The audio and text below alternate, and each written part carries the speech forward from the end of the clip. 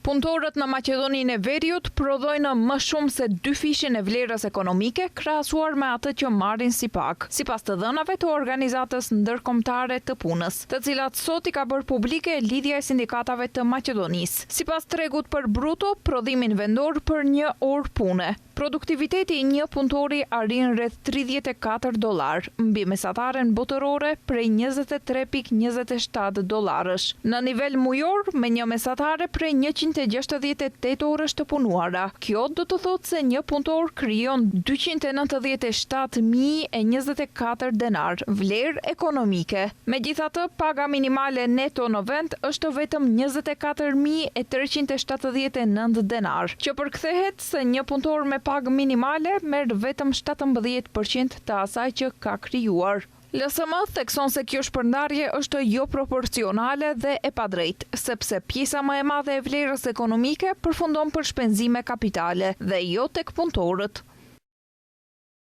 Është e qartë se përpjekjet për të ndaluar rritjen e pagës minimale nuk dalin nga produktiviteti i punëtorëve, por nga sa të pasur janë pronarët dhe funksionarët në kurriz të punës së punëtorëve.